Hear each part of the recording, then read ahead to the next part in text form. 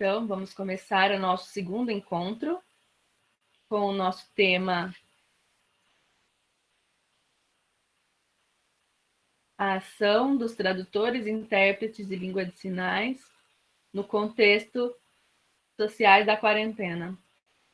É um tema que eu achei bem legal por esse momento, que a coordenadora Vanessa sugeriu, e eu achei bem legal, eu gostei, porque esse é o momento de visibilidade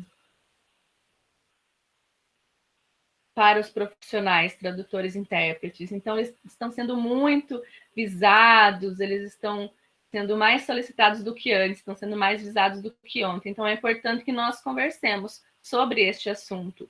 Como que é essa ação do tradutor-intérprete nesse contexto, essa visibilidade que antes parece que era mais ofuscada, eram mais tímidos, e agora, de repente, começou a surgir, emergir dessa forma. Então, eu pensei em um contexto bem legal de conversar e agradeço à coordenadora Vanessa pela sugestão e também a Lara, que é a vice-coordenadora do curso, pelo convite em estar aqui nesta ACIEP tratando deste assunto. Também agradeço a CETILS pela organização, pelas estratégias para melhorar a transmissão dos sinais com a interpretação também. E nós temos uma outra sala com os intérpretes que é mais confortável para mim, para que os alunos possam me ver, e também os alunos surdos, que nós temos alunos surdos aqui, para que eles também possam ser contemplados. Obrigado a CETILS pela organização. Também obrigada aos alunos por estarem aqui participando. Eu acredito que aqui, nessa disciplina, que é uma eletiva, é muito importante que vocês estejam descobrindo mais sobre esse assunto na interpretação. E é bem legal.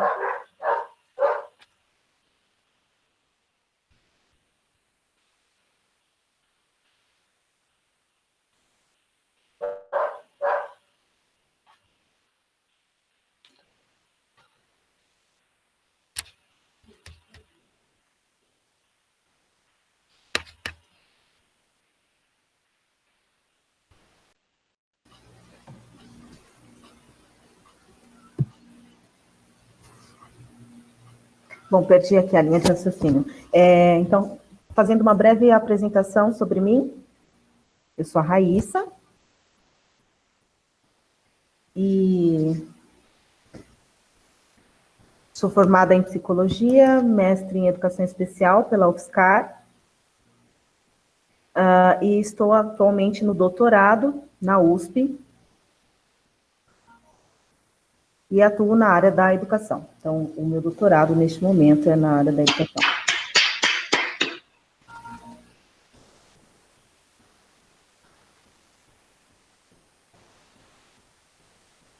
Bom, então, como eu estava dizendo, eu estudo doutorado na área da educação, na USP de Ribeirão Preto, a partir deste ano. Sou também professora da UFSCar, no curso de TIUSP, Bacharelado em Tradução e Interpretação, Libras Português, e atuo como professora substituta neste curso até o mês de dezembro deste ano. Eu ingressei na universidade como professora substituta o ano passado, então a minha estadia aqui na UFSCar será de 2 anos, enquanto professora substituta.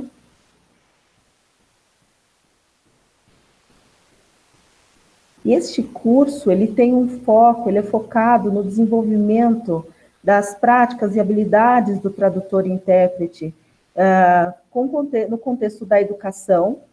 Ele tem um foco maior, mas de uma maneira bem resumida, eu tentei aí me apresentar, dando início agora à aula, feitas as devidas apresentações, eu gostaria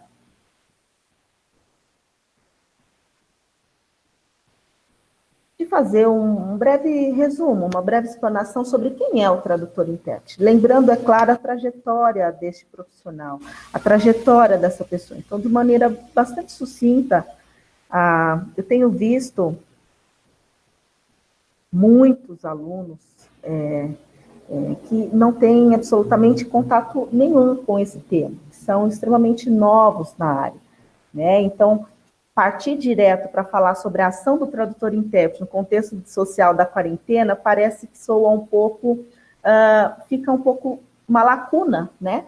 É importante contextualizar sobre quem é esse tradutor intérprete. Então, eu farei uma breve explanação pontuando alguns marcos principais. Na verdade, a tradução e interpretação de Libras, né, aqui no Brasil, levando esse contexto brasileiro, ela se dá já há alguns anos e ela se consolidou a partir de movimentos da própria comunidade surda em relação à reivindicação em diferentes áreas. Então, nós temos uma história bastante vasta, não é possível abordar todos os pontos, dado o tempo que nós temos, mas ao longo desses encontros da CIEP, com os outros professores, vocês vão conseguindo ter uma noção, esse panorama. E até o final dos nossos encontros, é claro, vocês já terão uma noção acerca de quem é esse tradutor e intérprete, né?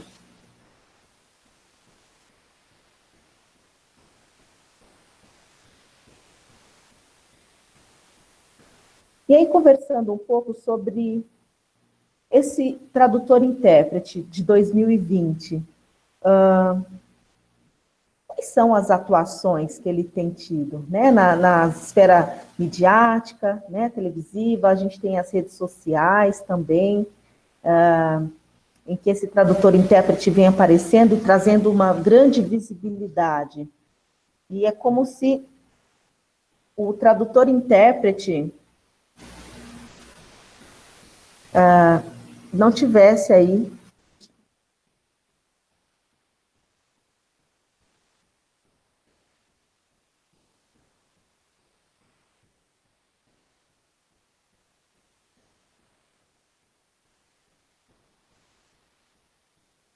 Raíssa.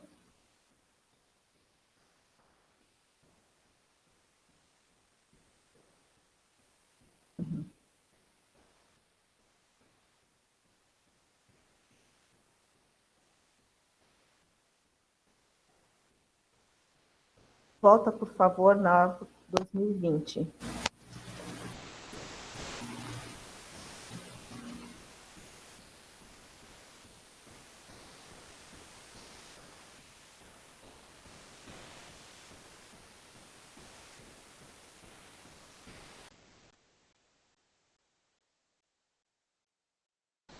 Bom, me perdoem, aqui a minha imagem travou para a tradução, eles pediram para que eu voltasse um pouquinho na minha fala, mas aí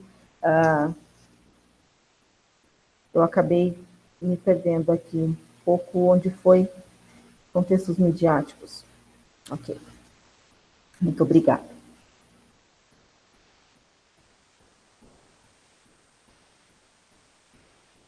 Então, atualmente, como vem se dando essa visibilidade do tradutor e intérprete? Por meio das mídias, o tradutor e intérprete ele tem aparecido aí em diferentes contextos, mas isso tem, antes, uma questão política, que foi trabalhada anteriormente para que isso fosse possível atualmente. Nós temos aí alguns documentos que embasam fortemente e que apoiam essa atuação do direito do surdo, né, do acesso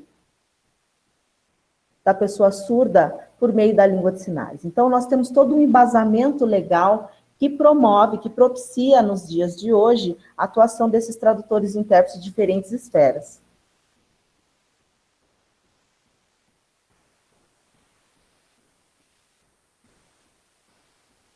Rapidamente, abordando aqui, quando a gente fala tradutor e intérprete, o que isso o que isso quer dizer, né? Então, quando a gente pensa aí na tradução, quando a gente pensa na interpretação, há uma distinção entre essas duas áreas. Então, a tradução, ela se dá no âmbito do estudo. Você tem aí um tempo de preparo, de estudo, com relação à busca de materiais para que seja possível você fazer essa tradução, né? Então, você tem aí uma questão do tempo. Você pode fazer de casa, você tem acesso a tempo para consultar materiais, né? E que isso pode ser dissociado do momento da fala da pessoa. Então, você tem a tradução. A interpretação, ela se dá no momento imediato. É instantâneo. Então, por exemplo, quando você está ali na TV e você vê o discurso de uma pessoa, de um discurso político, seja um show, nós estamos ali falando de uma interpretação, porque aquilo está acontecendo ao vivo e simultaneamente. A interpretação ela tem esse caráter simultâneo. Então, é um outro trabalho. É um outro ritmo, inclusive, de atuação para aquele profissional, tradutor e intérprete, para conseguir dar conta dessa demanda simultaneamente. Então, são atuações distintas. Quando vocês veem, por exemplo, nessas lives que atualmente têm acontecido, a atuação do intérprete, é claro que antes ele teve um momento de leitura, estudar a letra das músicas que ele iria traduzir, que ele iria, na verdade, ele teve um momento de tradução para preparo e estudo, mas ali na hora, no momento em que a live está acontecendo e o cantor está ali na sua atuação, pode ser que o cantor cante errado, faça uma brincadeira, bata um papo com o espectador, e aquilo não estava planejado, né? Aquilo está acontecendo ao vivo. Então, o intérprete ele precisa dar conta dessas demandas que acontecem de imediato. Então, são atuações diferentes, tá ok? Mas a prática profissional, tanto do tradutor quanto do intérprete, é algo extremamente importante. Quando a gente vê, por exemplo, falando do TIUSP, né? Quando se trata essa sigla do TIUSP, esse acordo que a gente faz aqui, tradução, interpretação de língua de sinais, a gente vê comumente aí a partir da sigla TIUSP.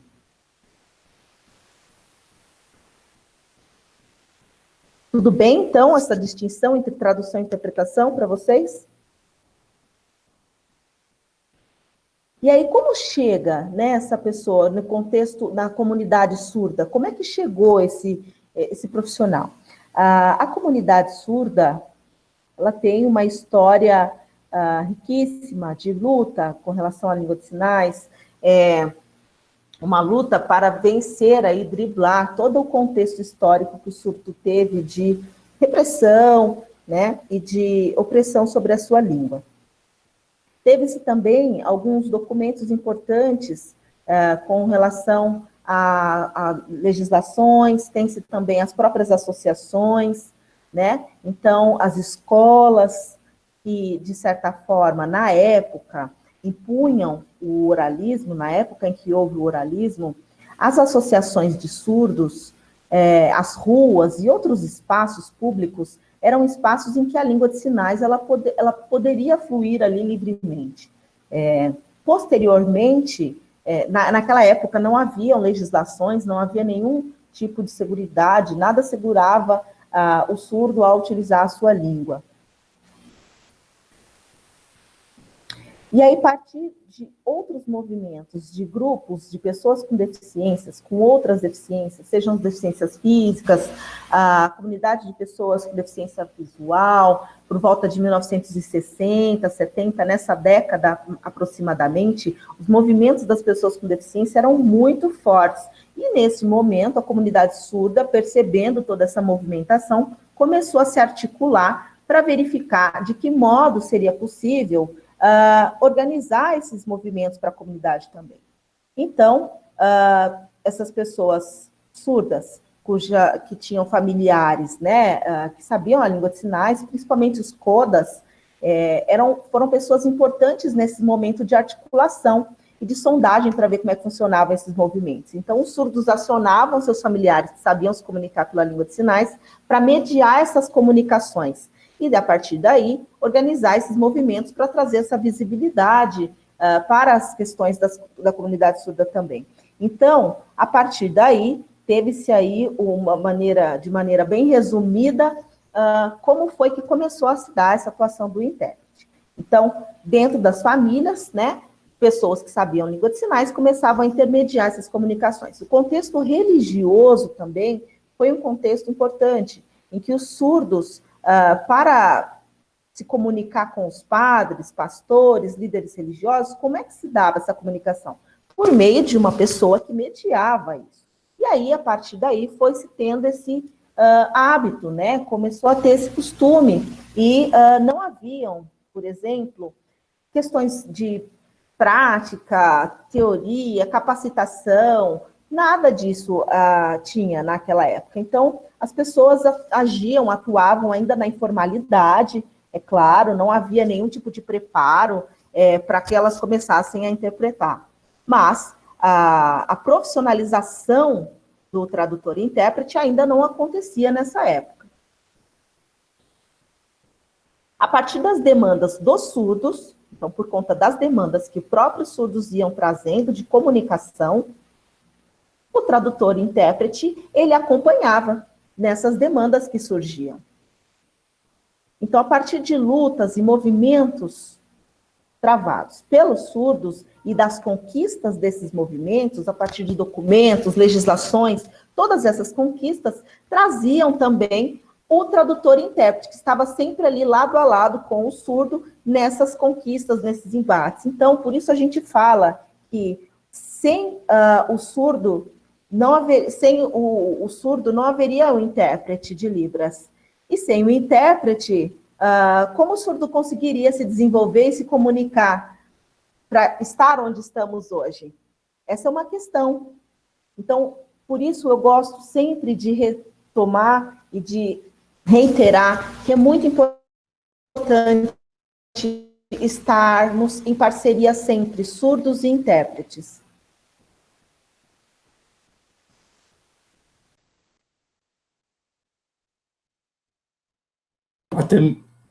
Até mesmo no trabalho que a gente tem com os surdos também, e depois eu vou falar um pouquinho mais sobre isso, contando alguns exemplos sobre as lives do show que a gente vê, né, que você tem intérpretes e surdos ali falando,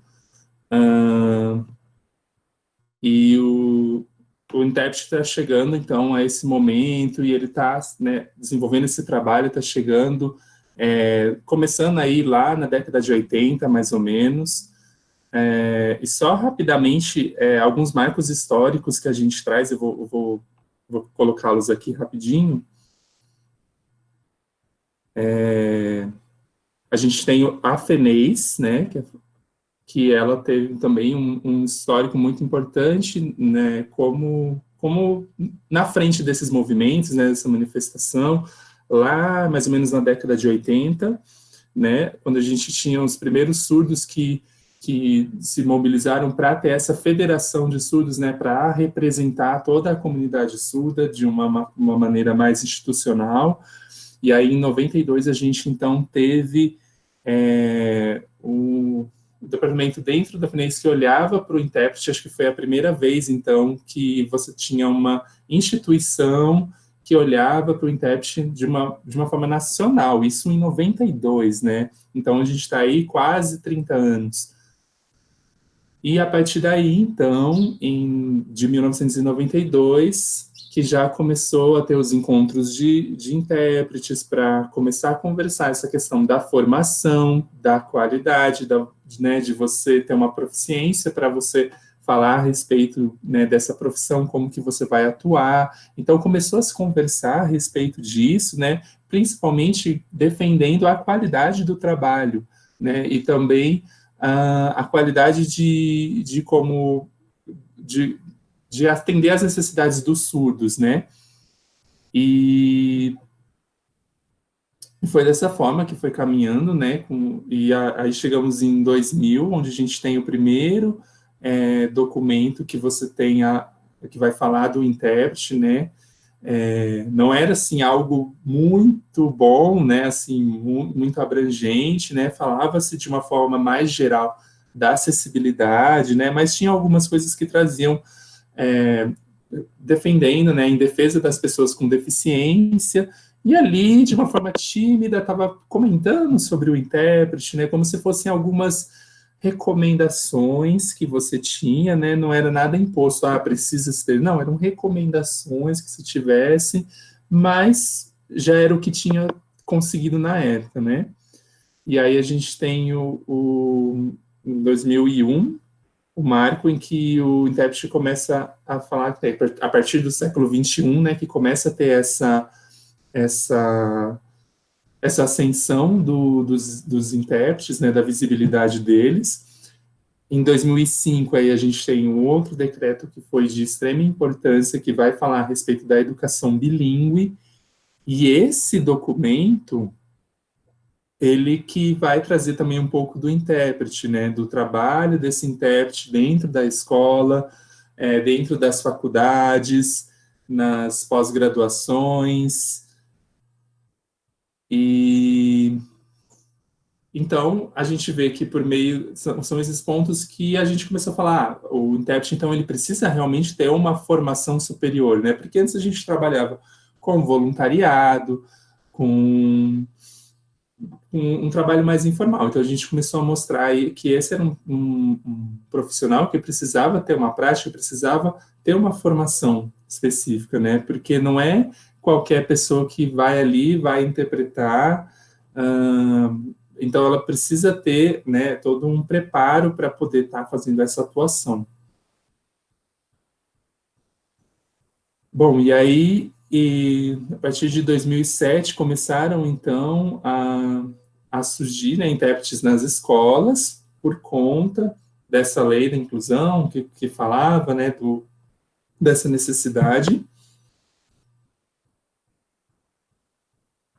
E aí, em 2008, a gente começa a ter os primeiros grupos, a gente começa a ter o primeiro bacharelado, né, de tradução e interpretação, um bacharelado de tradução e interpretação em Libras e língua portuguesa no Brasil, por conta desse decreto de 2005, né? E essa formação em ensino superior, né? Então, aí que você formou a primeira turma do bacharelado, né?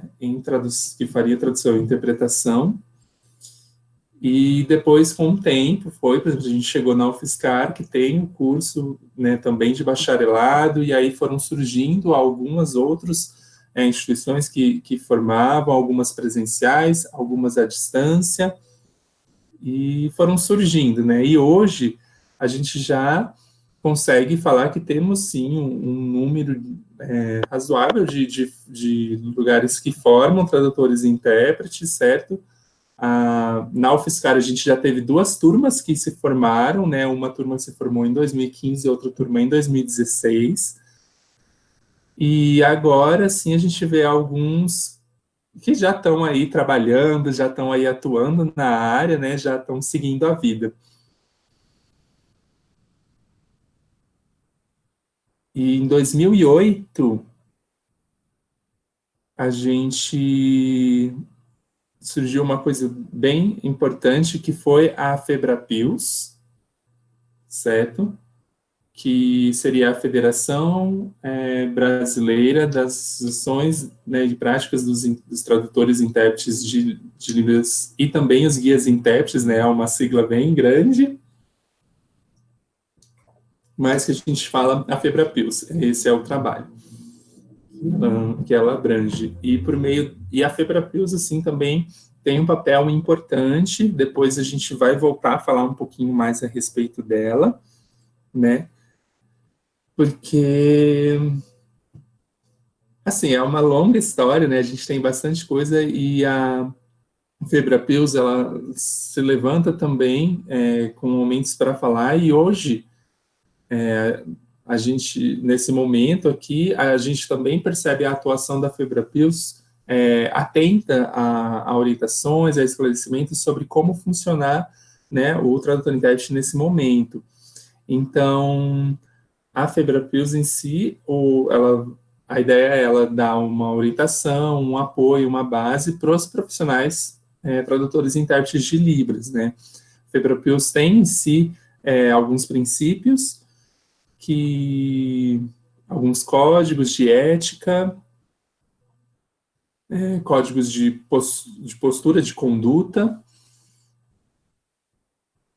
que vão falar a respeito da atuação desses profissionais, né? Como que ela pode lidar de uma maneira adequada. Porque não é ali qualquer um que vai chegar e vai fazer o trabalho de qualquer forma, né? A gente tem que trabalhar com uma seriedade. Então, isso que eles foram trazendo, depois eu vou voltar ainda um pouquinho para falar da Febrapios, mas eu gostaria de aproveitar e falar também que o professor Vinícius, vocês acho que vão ter uma aula com ele, ele já foi foi da diretoria, né, da Febrapios também, durante bastante tempo, então ele conhece bem a responsabilidade que tem, o papel, né, porque você está falando de uma federação, ou seja, trabalhar em todo o âmbito nacional e com recomendações, orientações, então você tem que estar atento a bastante coisa.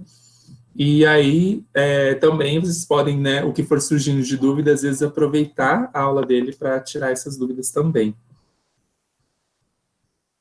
Em 2010, a gente teve a primeira, assim, olhar realmente para o tradutor intérprete como um profissional também.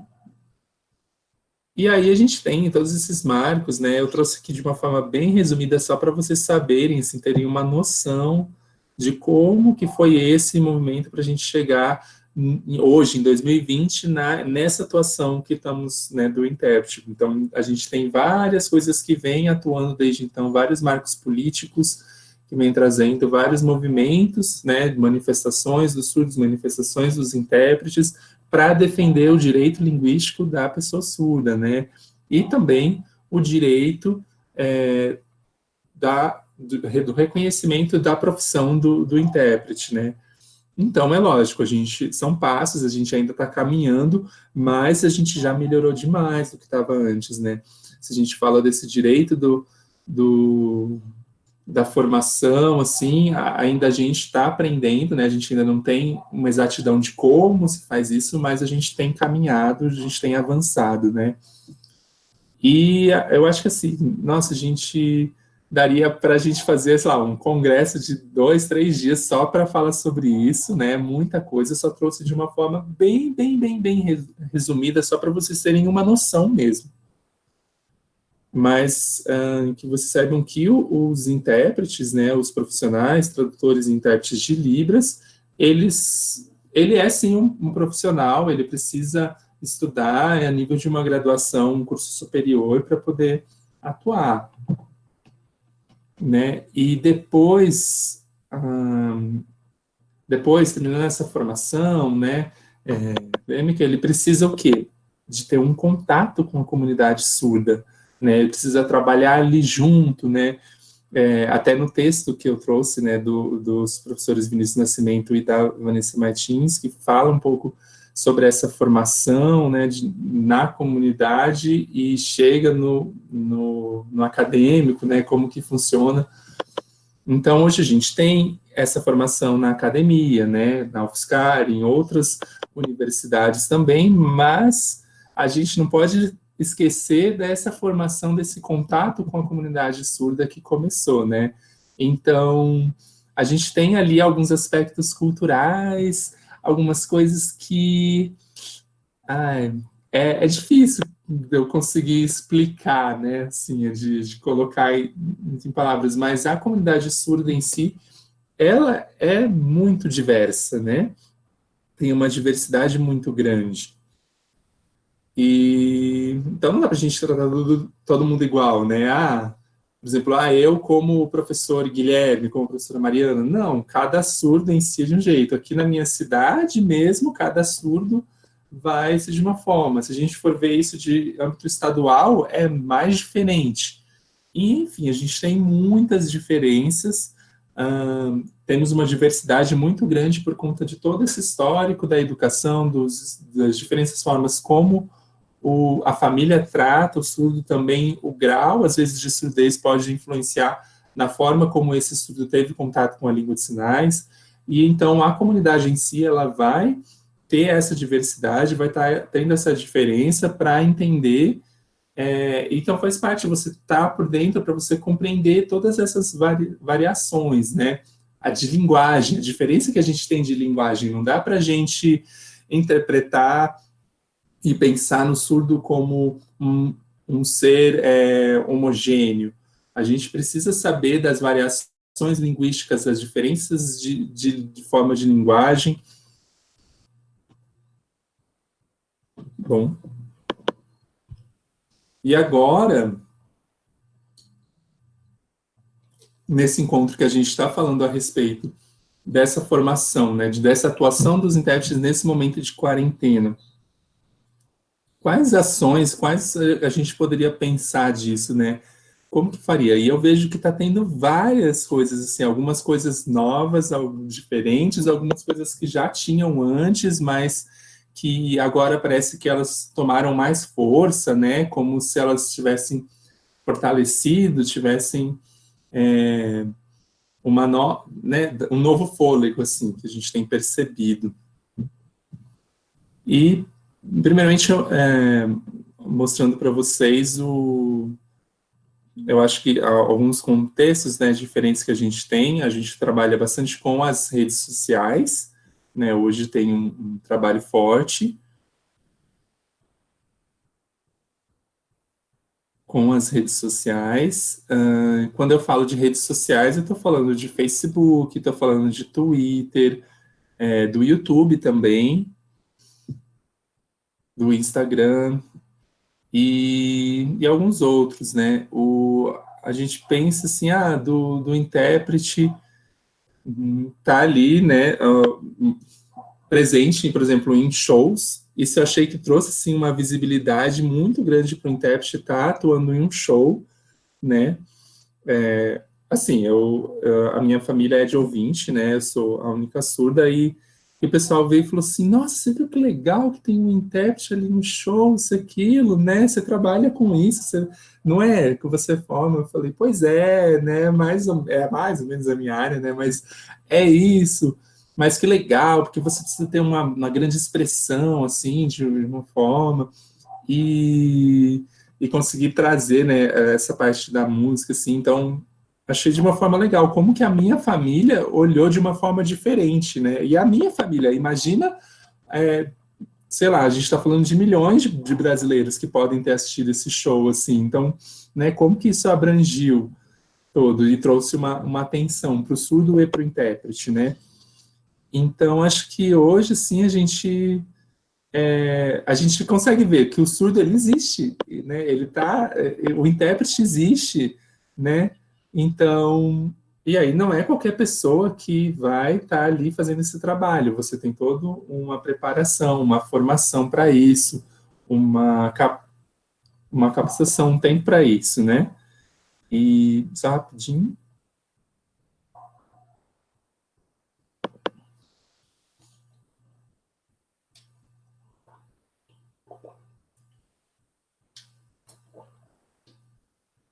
Dá para ver, gente, a apresentação? Vocês estão conseguindo ver ali, mais ou menos? Está dando umas travadinhas, né?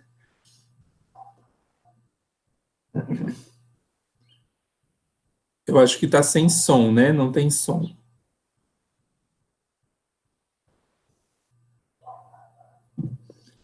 Não, eu acho que nem precisa ter som, assim, mas mostrando um pouquinho, assim, de uma forma bem rápida o trabalho, a gente teve uma equipe de 5 pessoas, né? Para que 5? Né? 5 intérpretes atuando, né? Não, o vídeo mesmo não tem som.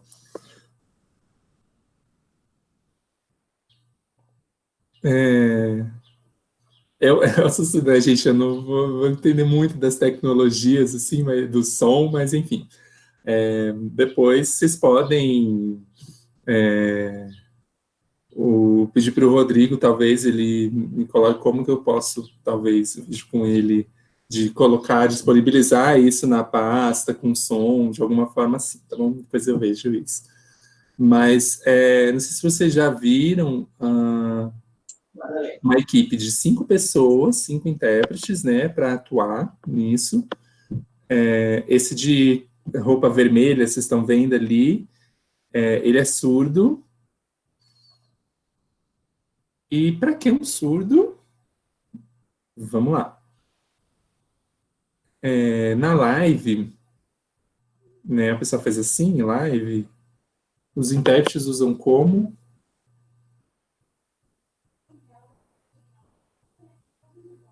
Tá, enfim, na live.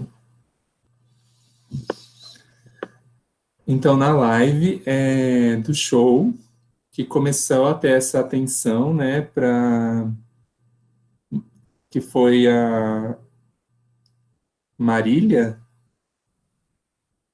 Mendonça, isso, né, da sofrência, essa mesmo. E aí começou, acho que no final de março que começou esse movimento, né, e começou a dar uma atenção para isso, e aí você tiveram outros shows após ele que também tiveram, né, eu acho que o primeiro foi a Marília mesmo que começou. E depois disso, outros shows seguiram, né, aí nos finais de semana a gente tem a atuação do intérprete, e não com a mesma equipe, eu percebi que você tem equipes diferentes, né, atuando, né, em lives diferentes. E o que eu achei legal da música é que alguns surdos, eles gostam de música, né, ou, sei lá, gostam disso como um trabalho cultural, você tem ali a música, né, essa parte cultural. É um direito, eu acho, de todo mundo de ter acesso a isso. Eu, particularmente, Raíssa, eu até eu gosto bastante sou fã de ver, assim, né? Não é assim, nossa, super fã, mas eu gosto às vezes, de ver o intérprete, entender o que aquilo está falando, de ver a interpretação em si, mas a música, mas eu percebo que tem muita gente muitos surdos que gostam, assim, que animam, se interessam de assistir, né, por conta disso. E eu acredito que sim, é um direito do surdo de ter acesso a isso por meio da língua de sinais, né, essa de outras atividades cultural, né, ter esse acesso a essas atividades culturais, né, isso já consta na LBI de 2015, né, que é a Lei Brasileira de Inclusão, e eles colocaram ali, deixaram claro a necessidade da gente oferecer até eventos políticos, né, se você oferecer o, o, o intérprete, seja em eventos culturais, mas de você ter ali o acesso por meio do intérprete. Então, a gente vê que em vários a gente percebe que, por exemplo, os shows, a Maria Mendonça foi a primeira a respeitar isso, né, a Marília Mendonça, e a gente percebe que alguns shows não se mobilizaram para esse, que nem acho que no Dia das Mães a gente teve um Roberto Carlos, né, o Roberto Carlos, e não tinha janela de Libras, né, mas tinha legenda, mas não tinha intérprete, né? Então, a gente vê que não é, assim, um padrão ainda, mas a gente já vê que já tem um movimento que isso tem crescido. E é legal, eu acho interessante de ver, né, eu gosto de observar os intérpretes, como que eles fazem, né, esse trabalho, a música em si, o ritmo que a música traz, né, como que você vai trazer essa melodia que você vai fazer. Não é um trabalho fácil, não é um trabalho simples, então você trabalha bastante com revisamento para você ter uma boa qualidade, né, é um contexto muito diferente do acadêmico, do educacional, né, você tem um outro ritmo de trabalho, e também, assim, a questão de você trabalhar com metáforas, com traduções, assim, das expressões, isso também é um grande trabalho. Esse é um ponto, eu acho, que a gente pode falar. Né, a gente vê que tem alguns intérpretes que não vou falar, essa equipe, assim, não, estou falando de uma forma geral, que eu vi de vários shows, de várias, às vezes eles trabalham em equipes, eles trabalham em duplas, em trios, em 4 pessoas, né, em 5, então a gente percebe que alguns intérpretes Tem acabam fazendo meio que um português sinalizado bem forte, assim, né? Então, esse já eu olho, penso, não seria exatamente isso, eu acho. Eu acho que não é, acaba que não toca assim da mesma forma, né? Essa metáfora não alcança da mesma forma.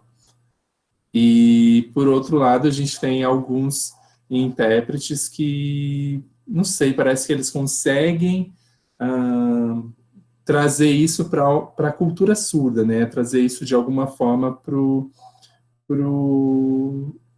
trazer essas metáforas, né? Aquilo que os surdos usam, algumas e conseguem, sei lá, expressar essa música de alguma forma, assim.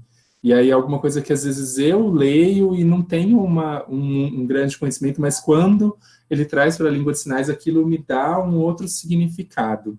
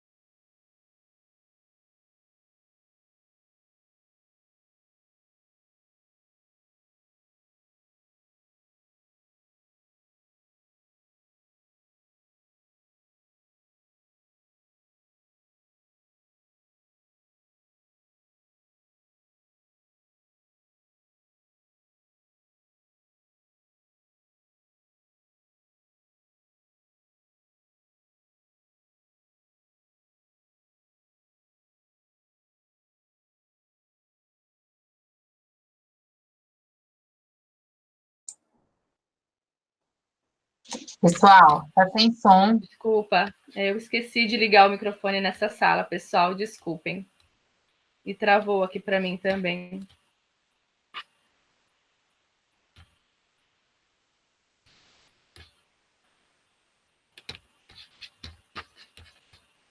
Desliguei. Assume, Tati, por favor.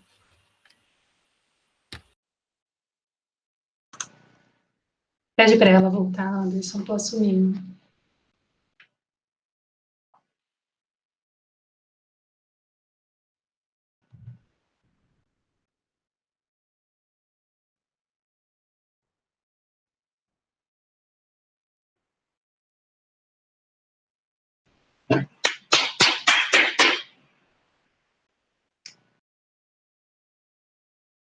Com relação ao tempo, então eu vou para o próximo slide.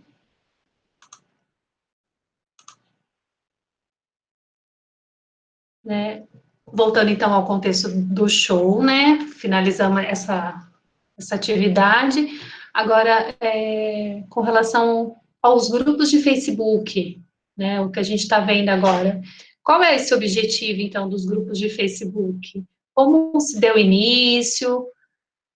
Bom, no mês de março, então, né, com a quarentena, nós observamos, então, que começaram a ter muitas palestras, né, então, divulgações em jornais sobre o coronavírus, né, então, começaram muitas divulgações e no mês de março a gente percebeu que não tinham essas divulgações com intérpretes até então, então, essas divulgações vinham pelo gênero escrito, vinha pelo gênero oral, mas não vinha com os intérpretes. E aí a gente foi vendo que tendo muitas vítimas, muitas mortes, e faltava isso ficar claro para a comunidade surda. E a comunidade do Facebook, então, passou a produzir materiais, então, para esse formato de público, começou a traduzir esses materiais, então, para que a comunidade surda tivesse acesso. E isso foi muito legal, vocês podem acessar, então, esse grupo e ver o quanto é interessante esses materiais que foram produzidos para a comunidade surda, então, ter acesso. eles começaram, então, a ter acesso a esses vídeos, eles entraram nos sites do YouTube, né, e começaram, então, a ter acesso a essas informações sobre o Covid-19, e esse grupo, então, começou a traduzir esses materiais,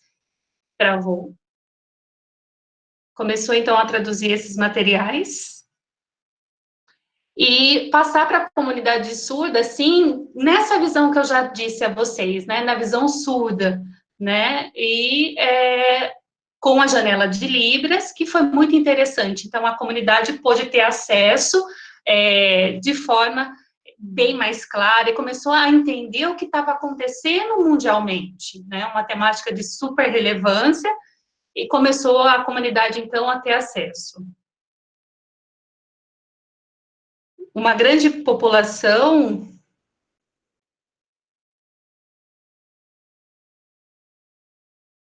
Quanto, gente? Eu não...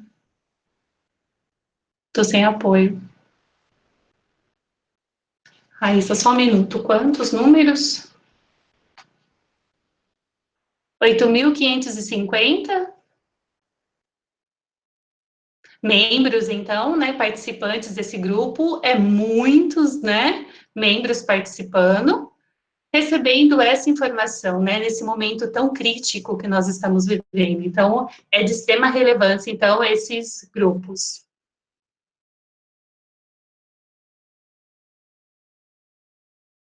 Então, essas lives, né, lives ou assim, né, acho que assim fica melhor, lives, essas lives são os surdos, então, né, participando com essas informações sobre a Covid-19 nesse período de quarentena, né, promovendo esses assuntos importantes. E com, né, o intérprete fazendo a interpretação na modalidade oral. Então, essa parceria tão rica, né? Então, tem pessoas ouvintes, então, também tendo acesso a essa informação pela voz do intérprete, né? Nessas lives. Na realidade, essas lives também, né, são promovidas pelo Instagram, são divulgadas no Instagram, então também tem uma circulação muito grande, e, né, e tem os surdos promovendo em 2 janelas, surdos fazendo, e em cima, por exemplo, embaixo nós temos o tradutor, fazendo a voz, a mediação, para que todos tenham acesso. E nós temos, assim, várias pessoas, né, participando, atuando, e temos ali a modalidade de 2 línguas, então, a língua de sinais e a língua oral. Então, as redes sociais, elas têm crescendo, então, os intérpretes estão atuando nessas diferentes áreas. E aí eu tenho pensado, então, né, como esses profissionais estão trabalhando, né, não só voluntário, nós temos também profissionais que estão recebendo, né, por esses trabalhos, como nos shows, né, eles estão ganhando e estão recebendo muito bem para isso, né, porque são profissionais qualificados para estarem ali, têm uma experiência muito rica, que vem já de um longo tempo, né, então, e fora a responsabilidade, né, desse trabalho, porque eles estão à frente, né, não é só isso, né? Estão ali com um outro profissional de grande porte, né? Então, esse é o momento que os profissionais, os tradutores intérpretes, né, comunitário, né, estão atuando com a comunidade surda, né, atuando mais à frente, auxiliando nesse processo qualitativo das informações, né? Então, ele precisa estar lá para evitar que se perca alguma informação, se perca essa informação que é tão primordial nesse momento que nós estamos vivendo. E, como eu falei dessas redes sociais, né, eu vou falar só rapidamente uma dica, na verdade, né? Aqui na UFSCar, né, e temos também, né, em outros cursos de graduação, né, mas eu vou focar aqui na UFSCar, onde tenho um pouco mais de conhecimento. Eu sei que nós temos, né, alguns projetos que estão sendo ofertados, né, com informações acessíveis para a comunidade surda. Bom, voltando então ao UFSCar, né, nesse momento de quarentena, está realizando vários projetos, né, para a oferta, então, para a comunidade surda, divulgando, então, materiais, envolvendo toda a comunidade, trazendo informações sobre o Covid-19. Eu vou apresentar um aqui, envolvendo o curso TIUSP, o curso de Tradução e Interpretação, o bacharelado. Esse projeto é desenvolvido pelo professor Vinícius, ele realiza a tradução, então, de materiais, né, que é o InformaSUS. Então, esse InformaSUS, ele é direcionado para a comunidade surda. Esse é o meu projeto, realizado com 2 professores surdos. E esses também são materiais parecidos com o anterior, do professor Vinícius, só que o nosso foco principal é informações, então, em Libras. Então, é diretamente em Libras. Então, é uma equipe formada somente por surdos. Então, nós recebemos esse material em língua portuguesa, né? Não temos a mediação de nenhum profissional ouvinte, e nós fazemos a interpretação desse material, fazemos um estudo prévio, e nós traduzimos ele diretamente em língua de sinais, né? Então, esse ritmo, ele é totalmente diferenciado, né? Não temos aí uma mediação de uma pessoa ouvinte, então a gente vai direto ao ponto, então ele é mais cultural, então a gente consegue trazer uma variação que atende mais a comunidade surda. E esse projeto, ele, né, tem continuidade, a gente posta semanalmente as informações do professor Vinícius também, né, e vamos continuar até quando a quarentena permanecer, né, e a gente não sabe até quando isso vai ter um fim, então a gente continua com as postagens. Temos também um outro projeto, que é da professora Vanessa, esse é muito legal, que é uma contação, né, uma contação de histórias, é bem interessante que é esse projeto, e a Vanessa vai falar no último encontro, né, são contações de histórias.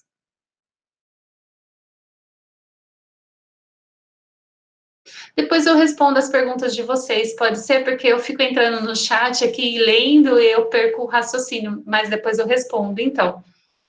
Então, são 3 projetos aqui da UFSCar, né, que eu tenho conhecimento, que, né, são ministrados por professores do TIUSP, e que não vão parar, né, eles vão ter continuidade, são produções semanais que estão sendo postados, né, enquanto a quarentena permanecer aí, né. E são desenvolvidos para crianças surdas e para adultos também que estão nessa fase de isolamento, né, que não tinham informações até então. Então, são produções de materiais sendo postadas semanalmente para que todos tenham informações. Então, tem um trabalho, como eu falei, com 2 professores surdos, que estamos, né, atuando, é uma forma, né, de tradução, mas, como disse, né, essa tradução não é uma tradução literal, né? É mais uma adaptação, né?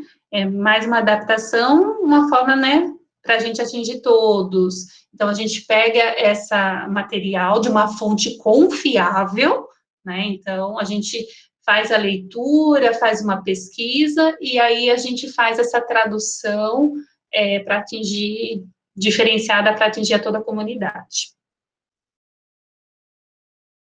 E vocês conhecem esse programa? Central de Libras, esse software, vocês conhecem? Onde o surdo, quando ele precisa fazer uma ligação, ele entra. Vocês estão conseguindo me ver? Sim? Essa central, então, de Libras. E por que eu estou tocando nesse assunto agora, central de Libras, né? A central de Libras, para que o surdo possa, por exemplo, fazer uma ligação para a pessoa que está, né, em longa distância, né, e aí esse profissional ele vai fazer a mediação para essa ligação. Então, por exemplo, eu, aqui da minha residência, com o meu celular, eu preciso ter esse aplicativo, eu preciso baixar aqui no meu celular.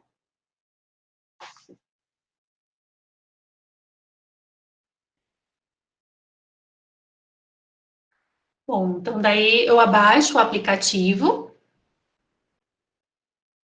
e aí eu ligo, né, para pedir uma pizza, enfim. E aí o intérprete, né, do outro lado, nessa central Libras, ela vai mediar essa comunicação, então, com o atendente, né, no restaurante que eu estou pedindo, como se fosse, né, uma pessoa ouvinte. A diferença é que ele ia fazer essa ligação diretamente. Né, então, ele vai fazer, desculpa, é que como a gente teve o trava ali, com a internet, eu perdi a conexão. Bom, então, essa central, ela já tem um tempo já de criação, acho que já tem mais ou menos uns 3 anos de criação, de 2 a 3 anos, mas agora, nesse período da quarentena, nossa, acendeu muito o seu trabalho, ela tem trabalhado, né, muito tempo, a gente tem até filas de pessoas que tá, assim, ligando, né, esperando, porque o isolamento social, né, pede que a pessoa fique em casa, e como vai, né, solicitar serviços? Ela não pode ir até o local para fazer o seu pedido, não pode se deslocar, ela precisa ficar em casa, então ela precisa usar, né, dessa central de Libras, essa central de atendimento. Então, precisa ligar para determinado local, é desse serviço que ela precisa. Então, por exemplo, tem 61 pessoas na fila, né? Então, tem que ficar ali aguardando o seu momento para ser atendida. Então, antes do momento da quarentena, nossa, era super rápido, né? Você tinha 5 de 6 pessoas na frente só, né? Então, eu clicava ali e ficava esperando. Nossa, agora, por exemplo, se a gente aperta lá, você tem 61 pessoas, por exemplo, na frente, e aí você vê que o profissional está ali trabalhando exaustivamente. Isso, né, é importante, o quanto esse serviço está desenvolvendo, né, nesse período de quarentena. Também temos um outro aplicativo, é o ICOM, que ele também é ao vivo, né, então, por exemplo, eu preciso, é ao vivo, né, então o intérprete está ali, no meu aplicativo, e a pessoa precisa estar do lado, por exemplo, então uma falta de comunicação. Então, eu estou aqui com a minha pessoa ao lado, eu não estou conseguindo conversar com ela, fui em determinado local e eu não consigo estar falando com ela, então eu abro meu aplicativo no local e vou conversando com ela. Então, aí a intérprete vai fazendo a mediação, aí, então era isso que estava acontecendo, enfim, coisa vai, né? Então, aí, por exemplo, o surdo, ele vai até a escola e chega lá, não tem intérprete, ou ele vai em determinados locais, não tem o profissional lá e começa aquela falta de comunicação, a pessoa ouvinte, então daí ele pega esse aplicativo ao lado ali da pessoa, chama e vai fazendo a comunicação na hora. Bom, eu não tenho tempo para me alongar, mas, né, esse é um assunto bem delicado para a gente tratar, né, sobre essas questões de virtualidade com crianças, né, é muito difícil para a gente falar, né, principalmente quando a gente fala de criança, né, isso é muito delicado, né, intérprete, então, é mais delicado ainda, né, a gente sabe, né, o quanto as questões do Meet também, por exemplo, aqui, né, esse trabalho virtual, o quanto que é, Por exemplo, eu estou cursando o doutorado, estou desenvolvendo, né, minha pesquisa e participo de grupos e tem intérprete atuando comigo, mas às vezes eu, por exemplo, eu canso de ficar lá horas vendo e às vezes a imagem do intérprete está ruim, né? E aí eu tenho que ficar lá forçando, o meu olho cansa muito rapidamente. Agora imagine, né, você ficar o dia todo numa aula e aí ficar travando o tempo todo nesse processo virtual, né? Então esse por exemplo, é um assunto delicado para ser tratado. Mas é um direito do surdo, por exemplo, ter acesso à sala de aula virtual e ter o intérprete nesse contexto, já que a gente está vivendo esse momento. Né? Então o assunto, se o ouvinte tem direito a ter a aula virtual, se for disponibilizado, o surdo também tem o seu direito de ter. E, por exemplo, em discursos onde tem...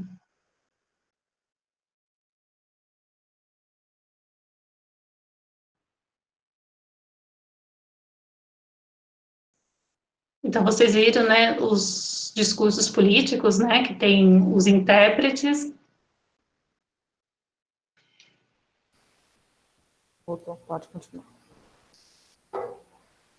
E os próprios pronunciamentos, né, que vem acontecendo, também vem seguido do tradutor-intérprete. Isso por conta de uma legislação que já diz a respeito disso. Então, no caso de pronunciamentos, é importante ter a figura do intérprete ao lado, não dispensando a necessidade da janela. E aí, esses pronunciamentos, principalmente agora, em momento de quarentena, esses pronunciamentos são sérios, são de assuntos sérios, que informam a população brasileira sobre assuntos importantes. E o surdo, caso não tenha o intérprete, acaba ficando sem essa informação. É óbvio que há alguns pronunciamentos que não têm intérprete. E isso, eu estou dizendo de vários, né? No encontro com o professor Vinícius, em breve, ele vai explicar um pouco melhor sobre essa questão. Mas temos aí alguns casos de pronunciamentos com e sem intérprete, mas o problema isso é obrigatório ou é uma recomendação? É complicado. Mas, de um modo geral, a maioria dos pronunciamentos vem tendo aí o intérprete. Já fiz algumas pontuações a respeito da atuação dos intérpretes, das ações que vêm sendo realizadas em momento de quarentena, e aí, especificamente neste período, aproveitando para contextualizá-los, a Febrapios, ela tem acompanhado essas ações de perto, ela tem assistido a essas ações. A Febrapios é como, ela não está ali em ponto de inércia, ali parada diante disso. Ela tem acompanhado de perto, se vocês acessarem ao site da Febrapios, existem várias cartas, notas de repúdio, vários comunicados, enfim, ela tem atuado fortemente nesse período. No período de março, abril, várias notificações foram realizadas a partir da Febrapios, com orientações, esclarecimentos, apoio, né, com vários objetivos, porque para o profissional tradutor-intérprete que está ali atuando, muitas vezes ele se sente desassistido.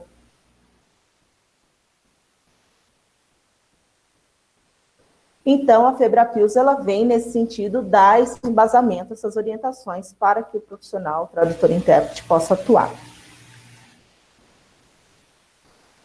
Aqui também alguns pontos que são extremamente importantes em defesa da atuação do tradutor-intérprete. Primeiro, aí, no período de 18 de março, um período em que houve essa ação, né, do intérprete, a carta de abertura com recomendações ao TIOS, então, com relação ao isolamento. Então, como é que o tradutor-intérprete iria trabalhar, quais são as possibilidades de trabalho, quais os cuidados que ele deveria tomar? Então, a Febrapios, diante disso, no dia 18 de março, elaborou uma carta com algumas recomendações e cuidados a este profissional que ele deveria tomar durante este momento de quarentena. até mesmo também os guias intérpretes. Então, há recomendações tanto para os intérpretes quanto para os guias intérpretes. A professora Fernanda vai ter uma fala nesta CIEP para trabalhar essas questões especificamente do guia intérprete. Quando eu me refiro a esse termo, guia intérprete, são aqueles profissionais que atuam diretamente com os surdos cegos e que estes, principalmente, devem ter um cuidado especial porque eles trabalham com contato direto com o público que eles atendem, são as pessoas surdos cegas. A professora Fernanda vai explanar um pouco melhor sobre isso, mas nós temos aí dois públicos diferentes, o tradutor intérprete e o guia intérprete. O segundo ponto foi antes, né, eu estava explicando a respeito de alguns pronunciamentos que, sem interpretação, e a Febrapios, diante disso, entrou em contato por meio de canais, né, entrou em contato com algumas emissoras de TV, tanto a nível federal, estadual, municipal, e foi entrando em contato com essas emissoras, cobrando, então, a atuação do intérprete, porque elas estariam ferindo o direito à acessibilidade do surdo. E, para isso, a Febrapios elaborou, então, este ofício.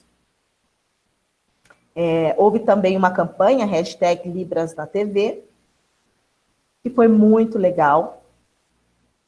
Aqui no estado de São Paulo, esse movimento ele aconteceu encabeçado pela professora Mariana Campos, que veio chamando aí atenção, chamando para dialogar sobre essa questão com algumas outras pessoas. A professora Mariana ela é representante do Conselho Estadual da Pessoa com Deficiência, então, enquanto representante, membro deste conselho, ela teve aí essa incumbência de mobilizar essa campanha e mostrar para os municípios, inclusive, da importância, da relevância de ter a janela de Libras nos pronunciamentos. Aqui no município de Ribeirão Preto, vários pronunciamentos já aconteceram sem o intérprete de Libras. Então, nós acionamos, nós entramos em contato, e aí, a partir desse contato, foi providenciado. Demorou em torno de 4 semanas, mas veio esse recurso. Então, a gente tem que despertar isso, levar isso adiante. Às vezes demora um pouco, mas isso se resolve, né? É importante que haja esse despertar para essa conscientização.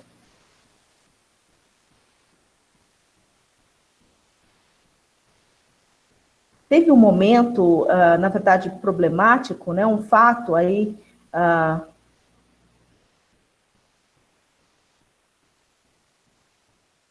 em que houve... Eu acho que seria interessante contar isso para vocês. Pensando aqui, o tradutor-intérprete, né? Em primeiro lugar, ele precisa ter... Ele é um ser humano, né? Isso precisa ser levado em consideração. Ele trabalha também com seres humanos, e isso tem, às vezes, questões pessoais que precisam ser deixadas de lado para a atuação desse intérprete.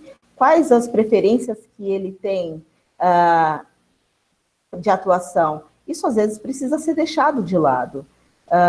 Eu não vou entrar em detalhes, mas houve, inclusive, uma pessoa que passou a escolher, a selecionar intérpretes, e para essa seleção foi dado como pré-requisito que fossem intérpretes de direita.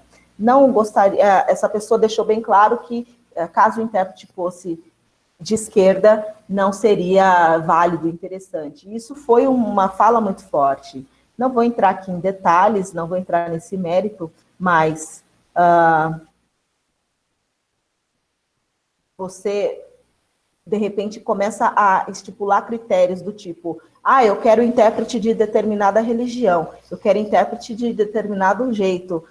O tradutor-intérprete, no momento da sua atuação, ele assume uma postura neutra diante dessas questões. Então, ele está ali para fazer o trabalho de mediar essa comunicação, de traduzir, de interpretar. Então, essas questões, passar informação para o surdo é o trabalho do intérprete, é o objetivo do intérprete neste caso. E aí, a Febrapios, diante disso, fez uma nota de esclarecimento, pontuando, né, essas questões. Então, a preferência, né, preferencialmente que seja uma pessoa, um profissional habilitado para atuar nas diferentes demandas e que tenha perfil para essas diferentes demandas. Seja para show, seja para outros contextos, mas preferências políticas de direita, de esquerda, isso não entra em questão para determinar a qualificação do intérprete. No currículo você não coloca qual é a sua preferência política, se você é de direita, se você é de esquerda.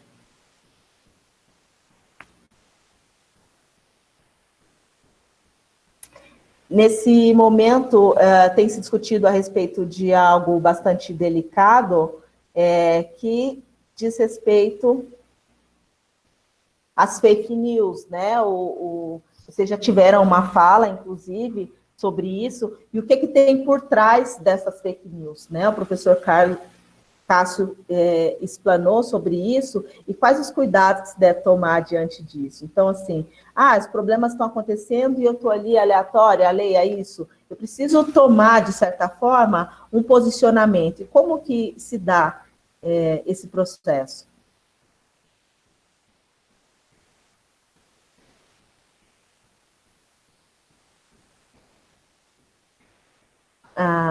No mês de maio, a Febrapios, ela realizou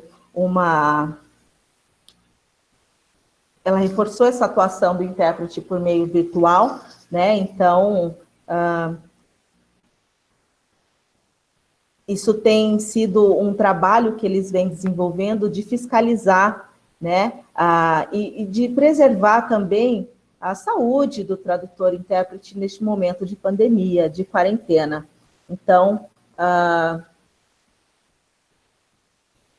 garantindo, com isso, a acessibilidade do surdo. Eu selecionei aqui uma fala em que, quando o tradutor-intérprete ele é acionado, ele é chamado, ele precisa lembrar da sua competência tradutória, da sua competência interpretativa. Esses quesitos, esses critérios, eles são essenciais. E a gente tem visto que, em alguns casos, o intérprete, quando ele é chamado para atuar, ele vai atuar para ajudar, num sentido assistencial, em muitos casos. Então, esse é um assunto um tanto delicado, a Febrapios tem tentado esclarecer isso veementemente, acerca dessa atuação do intérprete, preservando as suas questões éticas, o trabalho do intérprete com qualidade, de maneira que garanta, de fato, o acesso da pessoa surda.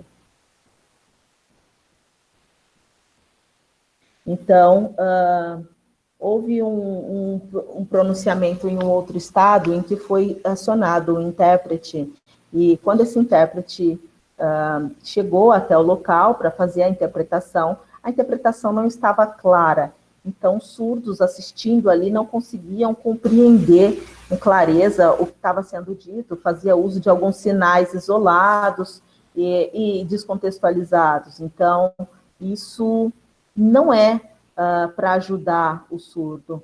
Você, enquanto intérprete, está indo para fazer um trabalho, e esse trabalho ele deve ser executado por um profissional, e que seja remunerado, e que essa pessoa tenha a consciência da sua atuação ali. Precisa ser alguém com capacitação, precisa haver uma profissionalização por trás disso. Então, nós surdos, para que tenhamos acesso a essas informações, nós temos o direito de termos essas informações com clareza e com qualidade. Por esse motivo, o tradutor-intérprete precisa ter a formação, precisa ter a prática, ele precisa conseguir transpor, ele precisa conseguir executar esse trabalho com qualidade. E, para isso, a Febrapios tem sido aí um órgão que vem fiscalizando essa atuação do tradutor-intérprete nesse sentido e mediando aí alguns conflitos. Caso não houvesse essa federação, a FENEIS, a própria FENEIS também, caso não existisse, e nenhuma outra instituição representativa dessa população, de que maneira seriam feitos esses trabalhos, não é?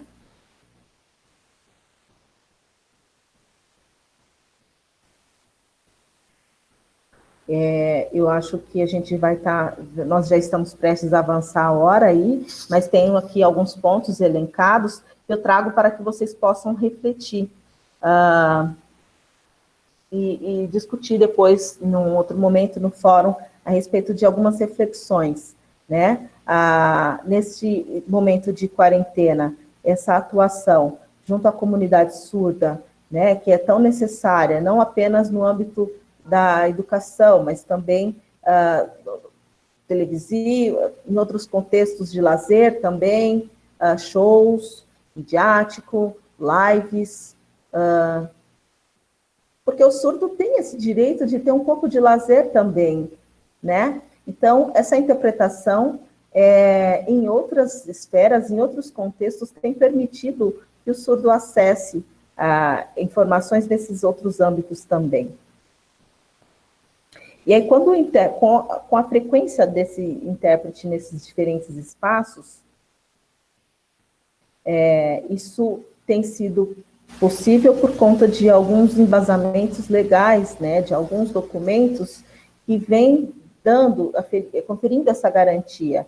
Nós temos a própria LBI, nós temos o decreto 5626, que vem cobrando esse direito que o surdo tem. Então, agora tem tudo acontecendo aí e sendo exposto, difundido, mas houve todo um processo histórico por trás que garantiu, que apoiou, que propiciou que isso tudo acontecesse nesse momento. Então, é uma responsabilidade muito grande. Nós temos aqui no Brasil, o IBGE, segundo o IBGE, existe em torno de 9,45 milhões de pessoas surdas no Brasil. Nós temos esses 9 milhões de tradutores e intérpretes? Não, a população dos intérpretes é bem menor se comparada à demanda surda que existe. E imagina esses 9,45 milhões de surdos em quarentena, dentro de casa, para tentar, e a quantidade de intérpretes que tem disponível para tentar atender toda essa demanda. E é claro que para isso é necessário que haja uma competência tradutória.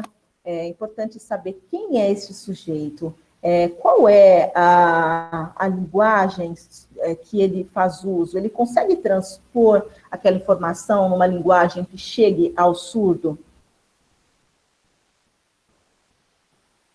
Porque interpretar, existem prazeres e dores, né? As dores e as delícias da interpretação. E aí é algo bastante delicado, né? Bom, de uma maneira geral, é isso, lembrando também que nós temos aí algumas questões, algumas pontuações de conduta, né, que eu fico tentando me imaginar aqui. Eu, enquanto surda, em quarentena, vendo essas diferentes performances, atuações desses intérpretes, isso me provoca uma grande reflexão. Por trás desse trabalho existe uma responsabilidade, e essa responsabilidade ela é muito grande.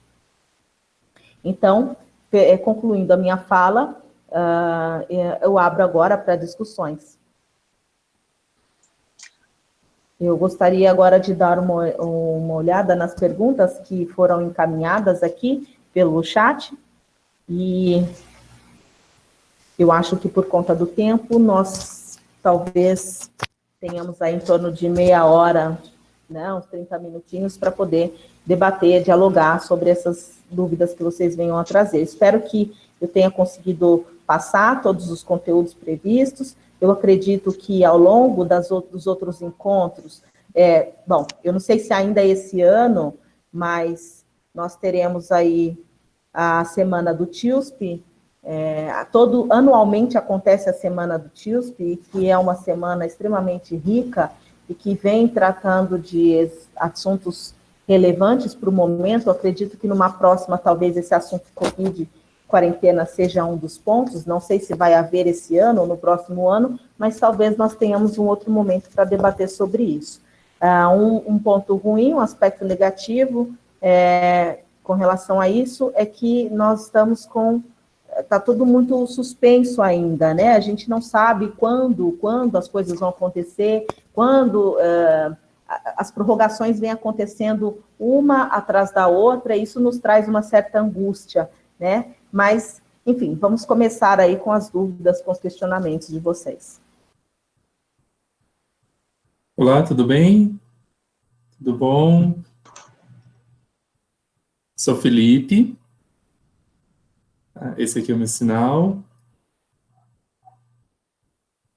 Transmissão da cidade de Ribeirão Preto. Né? Já conheci o seu trabalho, da Raíssa, né? De parabéns, parabenizo pelo seu trabalho, também, né, pela oportunidade de estar aqui, de estar trabalhando junto. E eu gostaria de perguntar, na verdade, específico sobre as práticas dos surdos, né, na tradução. Que eles também têm essa prática, né? Eu sei que a gente tem todo o momento de... anteriormente a gente pega na história, né? Que você tem lá nos Estados Unidos o primeiro surdo que começa a trabalhar com essa prática, né? De tradução. E ele foi referência, né? Para mostrar, nossa, como os surdos também são capazes de trabalhar na tradução. E aí agora, a gente chegando aqui no Brasil, a gente vê também que tem alguns surdos que começam a trabalhar, né? E ainda tem esse olhar assim, nossa, mas surdo como intérprete, como que é? Como é Será que possível? dá? Como é possível isso, né? Então a gente tem esse modelo, né, que a gente viu que dá certo essa prática lá nos Estados Unidos, começando aqui também. E aí a minha pergunta fica na questão na prática, né, dos surdos. Como que seria, assim, como que ficaria? Porque alguns surdos, eles me perguntam, mas o surdo vai ser intérprete de que forma? Né? E eu trabalhando como tutor, né, bilíngue, no Letras Libras, seja na licenciatura ou no bacharelado, né, às vezes a gente tem essa questão, mas eu, como surdo, posso atuar como intérprete, como tradutor? Então, sim, é possível, né? E aí os surdos falam,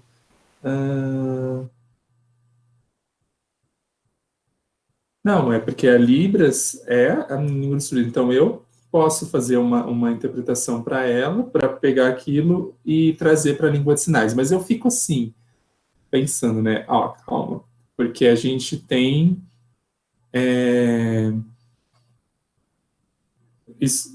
Existe as questões linguísticas, a gente está falando da tradução do português para Libras, então não é só saber Libras, né? Você tem essas duas partes. Então, Raíssa, desculpa, esqueci o sinal. O surdo na lei, né, também, ele precisaria ter uma formação na área de tradução ou não? Porque quando a gente vê, né, quantos surdos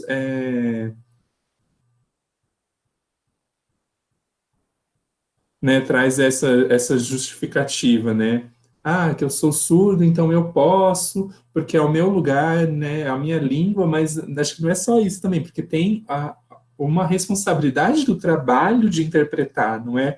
Então, você acha que precisaria ter essa formação na área ou não? Só a justificativa por ser surdo já permite que ele possa fazer isso? Né? Então, eu gostaria que a gente discutisse um pouquinho disso, né? Porque eu acho que, sim, a grande maioria dos surdos, eu acho que eles são capazes, né? Mas a gente precisa lembrar também que tem uma responsabilidade. Os ouvintes, eles têm um grande trabalho, né? Estudando, aprendendo, para conseguir fazer. Aí eu acho que, né? Não sei, a minha opinião já é que o surdo teria que ser da mesma forma, né? Para você trabalhar. É lógico, ele tem o direito, mas você tem toda uma responsabilidade, né? Então, não sei, desculpa, eu acabei me prolongando, mas era uma questão que eu gostaria que você comentasse. Eu vou propor, eu vou bater palma aqui de novo, só para fazer um barulho para subir minha câmera.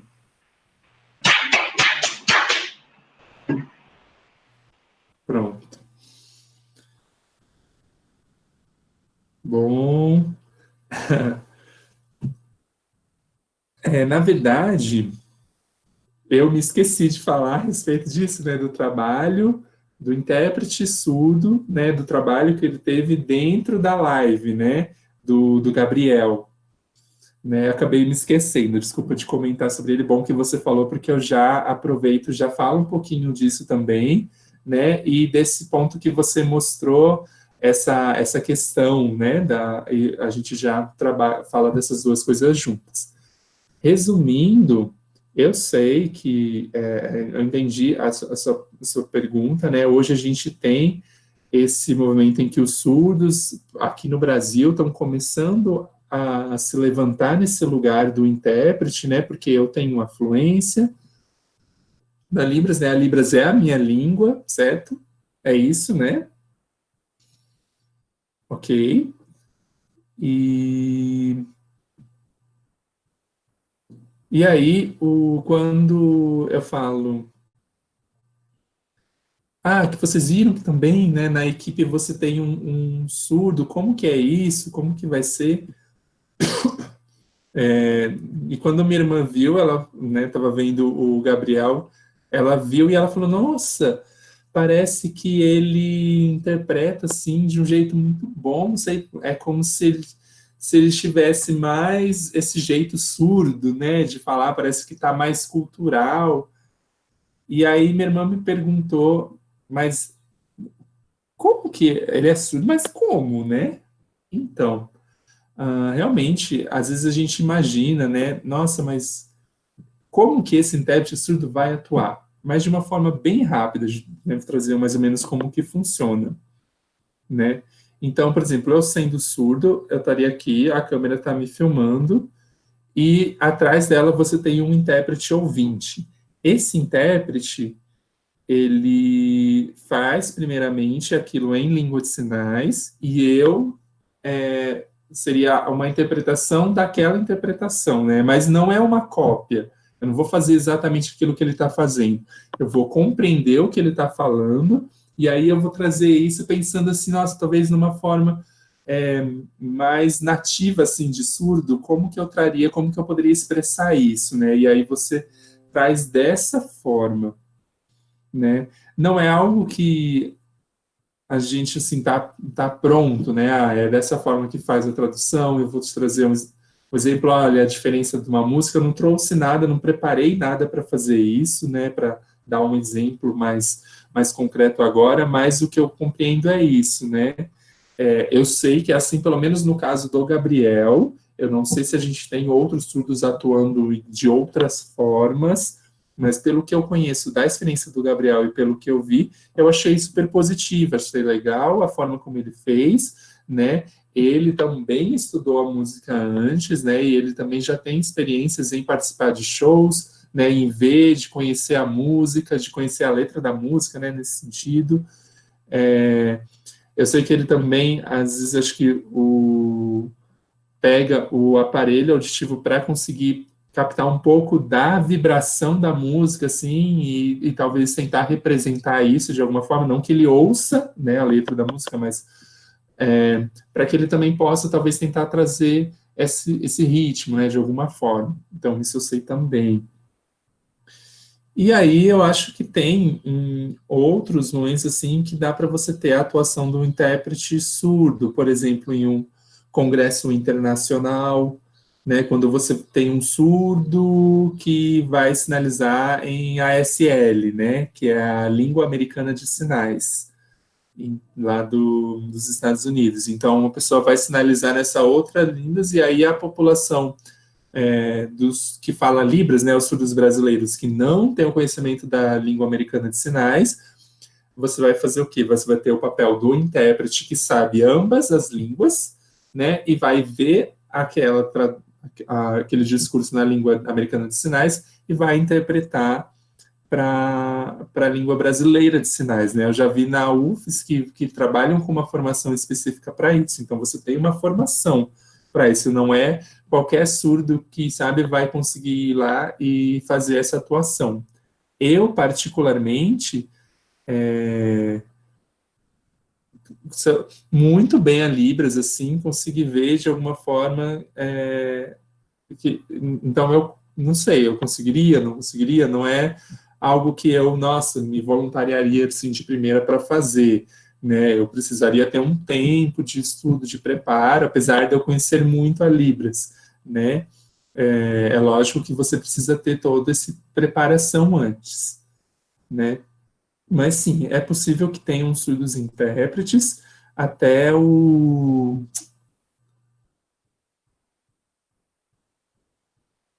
e também trabalhar como um consultor de Libras, né? Não sei se vocês viram ali na TV Cultura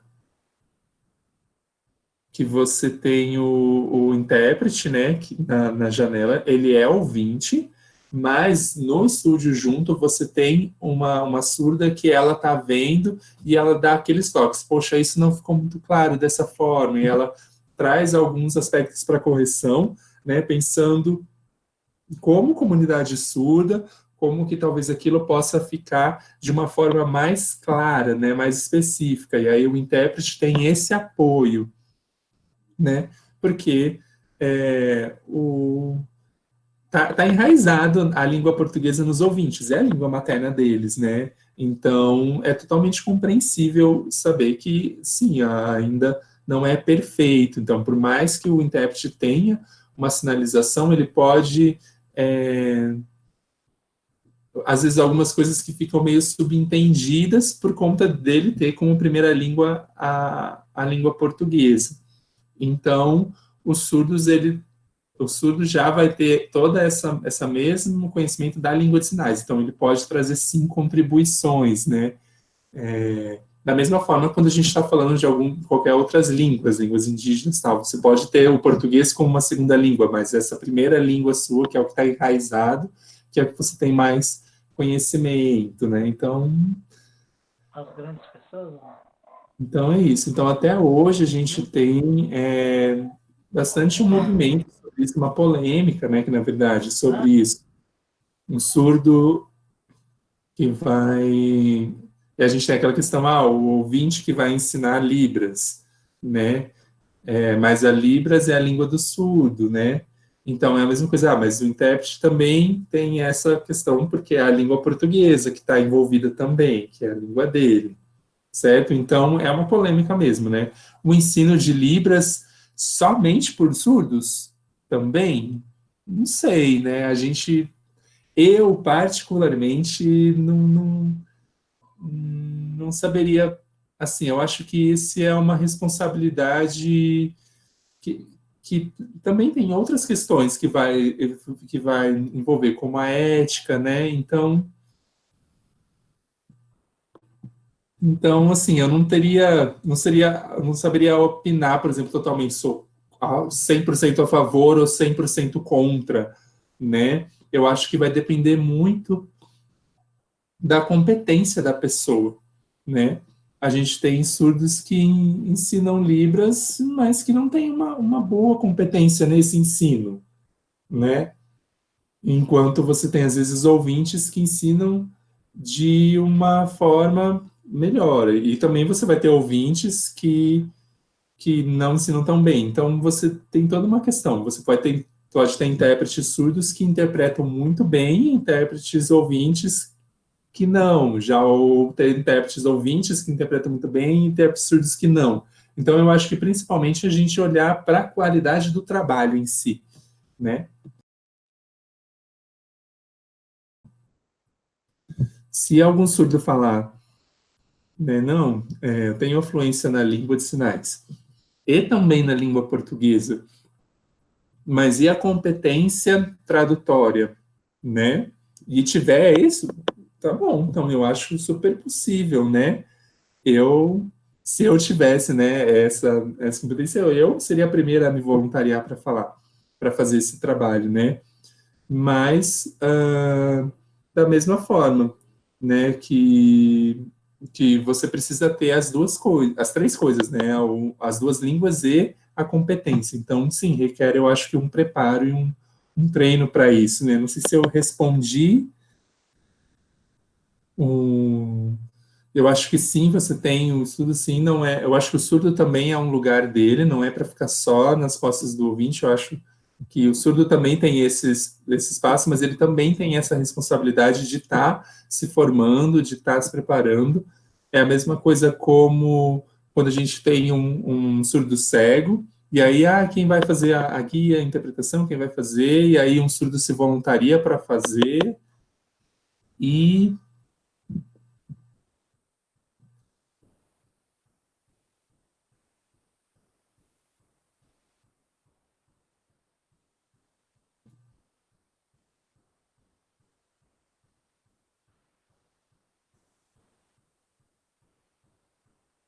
peraí, gente, que acho que travou aqui, agora voltou.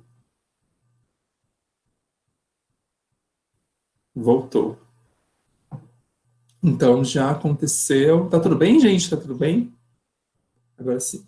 Então, já aconteceu de, né, ter um caso que tem um surdo cego e outros, né? E aí, quem que vai fazer? Então, o surdo vai interpretar e às vezes não tinha um intérprete, né? Ou por exemplo, o intérprete estava só um intérprete sozinho o dia todo fazendo a guia interpretação, estava cansado, precisava ir ao banheiro, descansar um pouco, beber uma água, né? E aí ele pede ajuda para alguém, e aí já aconteceu de eu ter que fazer esse trabalho, né? De fazer. Não sei dizer se eu fiz certo, se eu fiz errado, né? Eu tentei fazer de uma forma, né? Eu até falei, eu não posso usar a minha expressão, porque, né, você precisa trazer isso de uma forma mais tátil. E então, assim, eu fiz e eu falei, nossa, me senti mal depois, assim, falei, poxa, eu preciso ter uma formação para isso, não é só chegar e fazer de qualquer forma, né? Então, quando a gente faz um trabalho, uma divulgação, que, preciso de guia de intérprete, eu não vou me voluntariar, assim, contrata um guia, eu não faria isso, não sei, eu não tenho essa competência, não tá no meu currículo, né? Então, eu preferia que alguém que tivesse essa formação fizesse isso, né? Já aconteceu o caso de eu precisar na hora ajudar, e aí sim, a gente vai, mas não é algo que eu faria o trabalho específico.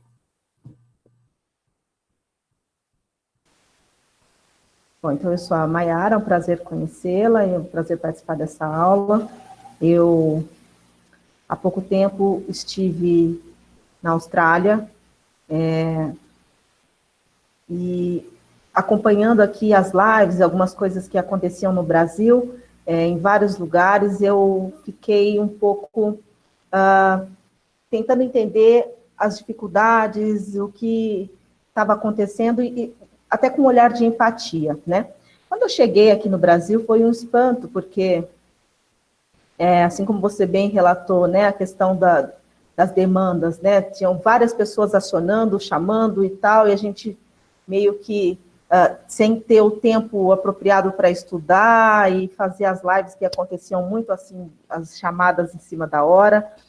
O próprio Facebook, o grupo que você mencionou sobre o coronavírus, eu participo desse grupo, já fiz alguns vídeos ali, e aí as demandas cresceram absurdamente nesse momento de quarentena. E aí, às vezes, a gente... alguns surdos, por exemplo, não sabem se posicionar com relação a essa questão do intérprete. Qual é o real papel que esse intérprete tem? Então, eles acham que você pode interpretar 24 horas livremente, qualquer horário que você chamar, esse intérprete ele tem que estar ali de prontidão para poder atender. E não, nós somos seres humanos também, a gente tem as nossas questões, a gente precisa respeitar alguns critérios para fazer esses trabalhos. Então, às vezes chegam demandas vindas dos próprios surdos muito imediatas e querendo essas respostas assim, muito imediatas também. Então, isso me assustou bastante quando eu cheguei aqui. Você precisa de um tempo para o estudo, você precisa de um preparo para atender essas demandas. E aí minha pergunta vai no sentido de como as críticas, né, em relação ao surdo, o que vocês acham a respeito desse intérprete que atua, às vezes, o não profissional, né, que atua voluntariamente, ou que atua... qual é a sua opinião a respeito disso, diante dessa vasta demanda que cresceu e da atuação do intérprete não profissional? A sua fala travou em alguns momentos, Maiara, mas eu acho que eu entendi a pergunta. Você está falando a respeito... Um minutinho, peraí.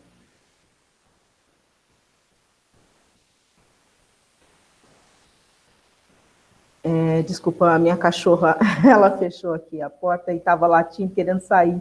Então, muito folgada ela. Eu abri a porta para ela poder ir para fora. Bom, então, se eu entendi bem a sua pergunta, você quer saber agora, neste momento de quarentena, né, em que, na verdade, não só a quarentena, mas eu acho que no dia a dia, né, na vida como um todo, os intérpretes são bastante demandados e acionados. E você comentou de como o intérprete, qual é o limite, né, desse intérprete. É nesse sentido também a sua pergunta? É que travou bastante e eu pude pegar alguns fragmentos da sua fala.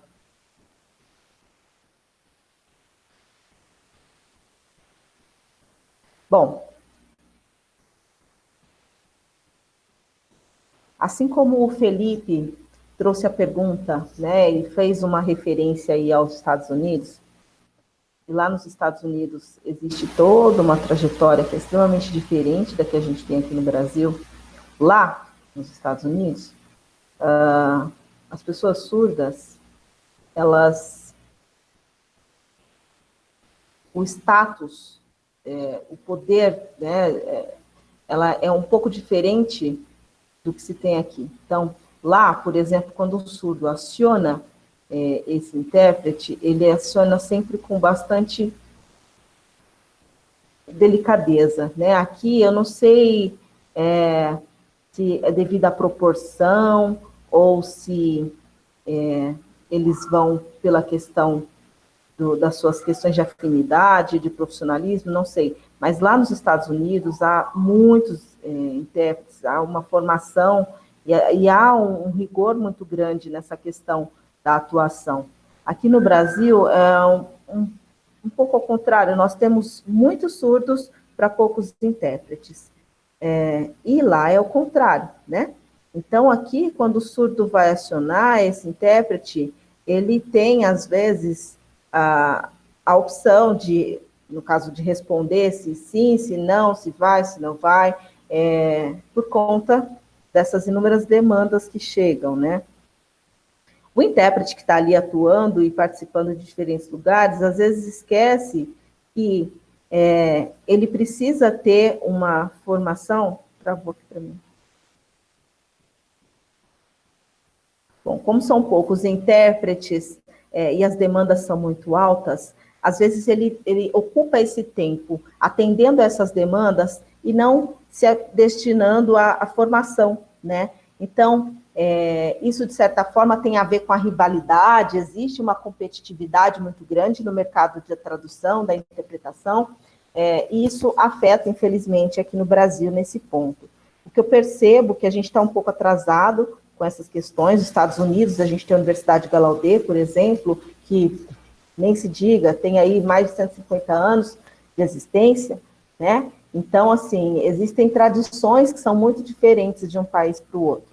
Agora, contextualizando a questão do intérprete no Brasil, eu penso que é importante que haja, sim, um limite, um time.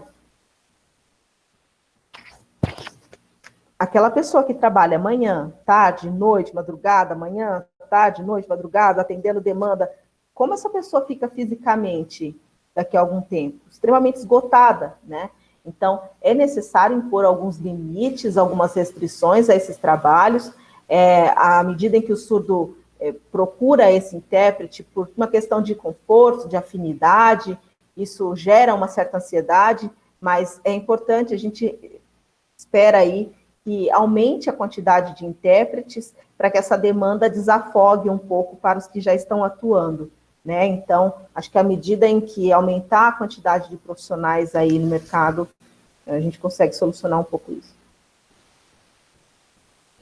A gente tem algumas outras perguntas, deixa eu tentar contemplar algumas outras pessoas. Me desculpem aqui, o chat tem várias pontuações, vários comentários, várias pessoas querendo fazer perguntas, e aí a gente vai...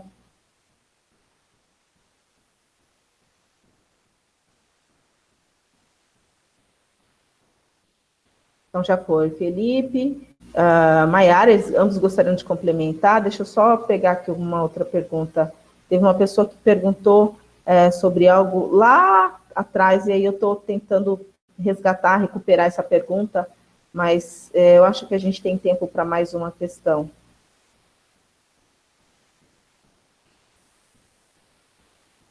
A Beatriz fez uma pergunta aqui sobre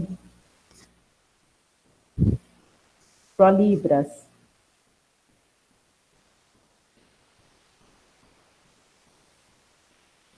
O Prolibras, esse é o sinal do Prolibras, é uma prova, é um exame de proficiência para habilitar tradutores e intérpretes.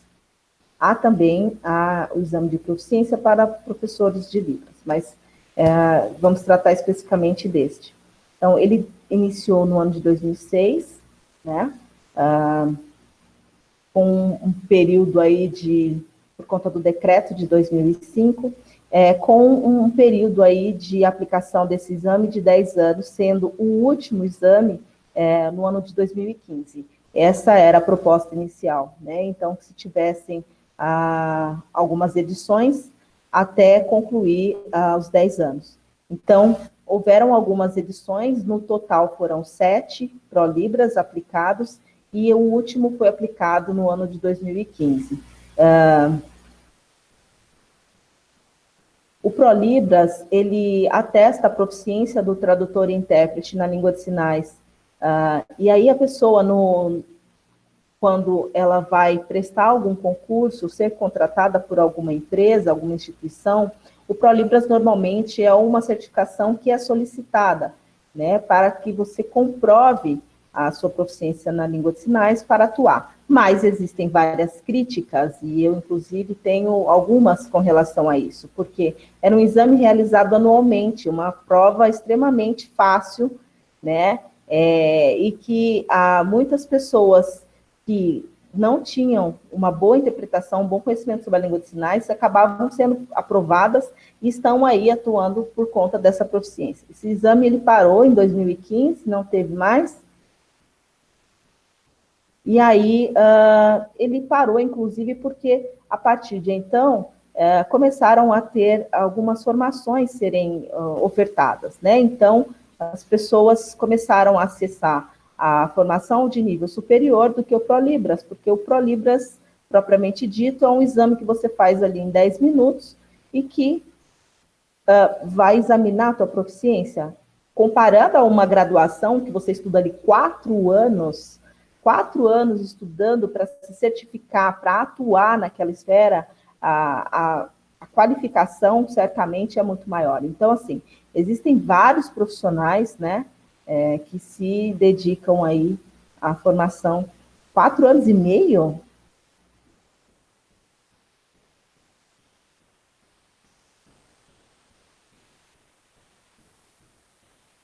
Quatro anos e meio na UFSC, uau! Bom, isso diz mais, né? Você tem um tempo aí a mais para se qualificar, né? Bom, pessoal, eu acho que a gente pode encerrar, já são 12h20, muitos de vocês devem estar famintos já.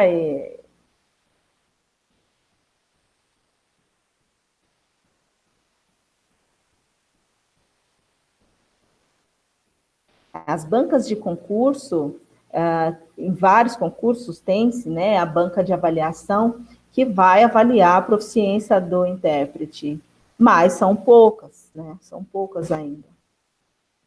Ainda é solicitado o Prolibras, muitas instituições ainda pedem o Prolibras, ou então um outro certificado de 120 horas, ou uma carga horária pré-determinada de curso de Libras. Então, ainda não há aí essa certificação se a pessoa de fato sabe a língua de sinais, porque essa comprovação vem se dando somente a partir de certificados, né?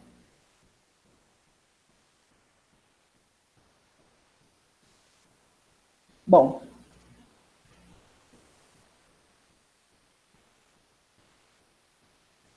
A última aqui para o Felipe, ele está querendo muito falar, quero falar, então vai, fala, Felipe.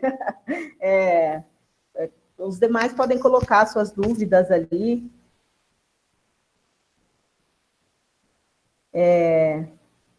Bom, então vocês, caso tenham outras dúvidas, outros questionamentos, a gente vai lá para o fórum, mas primeiro, é claro, eu vou responder aqui a pergunta, e aí depois a gente parte lá para o fórum para poder conversar mais à vontade, tá bom? Então vamos lá, Felipe. A sua última pergunta, a gente já ultrapassou um pouco o tempo. Vamos lá. Tá, vou ser bem rápido, eu prometo. Tá bom? Lembrando que lá nos Estados Unidos, por exemplo, tem o trabalho do intérprete, que, independente surdo ou ouvinte, mas, por exemplo, você tem ali a esfera televisiva, né, e os jornais e tudo mais. Por meio da janela de intérprete,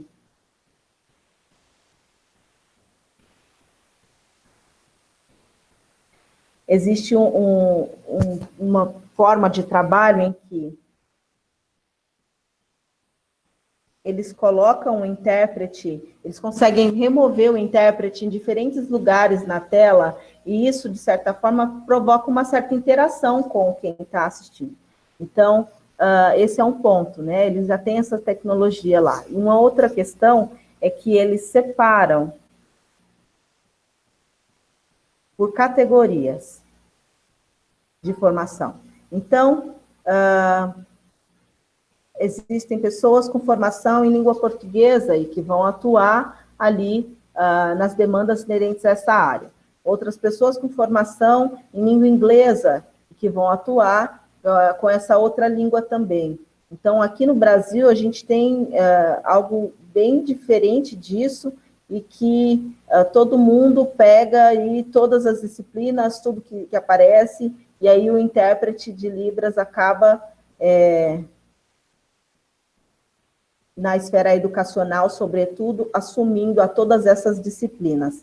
E aí ele precisa saber química, ele precisa saber matemática, ele precisa saber português, ele precisa saber tudo para conseguir passar esse conteúdo extremamente exaustivo nesse contexto. O que você acha sobre isso, dessa separação do intérprete por áreas de atuação? Você está de acordo? Você acha que isso tem a ver com o perfil, ou você acha que tem que haver intérpretes mais generalistas que dominam a todas as esferas? Travou um pouquinho, Felipe. Você está perguntando sobre se é melhor ter intérpretes generalistas ou intérpretes com perfis para atuações específicas em áreas específicas. É isso que você está perguntando? Lá nos Estados Unidos, eles trabalham nesse formato, por áreas de atuação, por finalidade, por perfis, é isso? Isso. Bom, eu adoraria que fossem por específicos. Eu acho isso extremamente importante que haja essas categorizações. E eu vou retomar a minha fala. Lá nos Estados Unidos, há muitos intérpretes. Eles conseguem trabalhar nesse formato de categorias. E aí você tem condições de que vários profissionais se aprofundem em uma determinada área, né? Você tem interpretação na esfera jurídica, então o intérprete que atua nessa área, nossa, ele toca em assuntos, em questões bastante delicadas, bastante técnicas, e ele precisa ter um conhecimento aprofundado sobre isso. Aquele intérprete que atua na escola, com os alunos diretamente, qual é o trato que ele tem que lidar com o seu trabalho? O intérprete que atua nas TVs, na esfera televisiva, midiática, quais os recursos que ele deve ter, quais os domínios, as propriedades que ele deve saber para atuar, com relação ao enquadramento, com relação ao posicionamento, as tecnologias que estão envolvidas. Então, acho que sim, é muito importante haver isso. Eu tenho a minha formação em psicologia e, enquanto psicóloga, eu tenho a certificação regional, né, dos psicólogos. Por favor.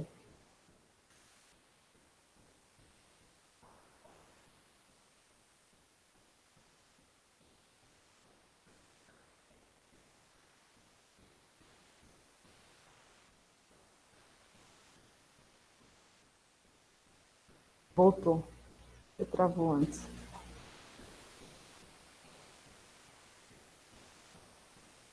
Então, as pessoas formadas em psicologia, elas podem atuar, por exemplo, na psicologia escolar, na psicologia voltada para de trânsito, o psicólogo que atua no sistema criminal, prisional. Então, assim, existem diferentes eixos de atuação para esse psicólogo. E ele, depois da sua formação geral, generalista, que é óbvio, que é importante, que é necessária, você tem ali, dentro dessas diferentes eixos de atuação, uma afinidade e você se aprofunda nessa área. Agora, o mesmo não acontece com os intérpretes, então não dá para falar, olha, eu vou me formar como intérprete na esfera jurídica, eu quero trabalhar ali nessa área, então eu vou fazer uma formação específica para isso, com um curso nessa área. Você tendo essa formação específica, as outras demandas são muito maiores do que somente essa da esfera jurídica, não que ela não seja importante. Então, assim, você precisa atuar também, né, nas outras esferas. É claro que você tem a questão da competência, mas aqui no Brasil a gente tem esse sistema que, apesar disso, agora a gente já está um pouco mais aberto a essas questões. Então, a interpretação, ela está um pouco mais aberta. A gente espera que se abram outros campos de trabalho, mais campos de trabalho se abra para este profissional e, posteriormente, a gente consegue pensar num cenário aí de áreas específicas, formações específicas.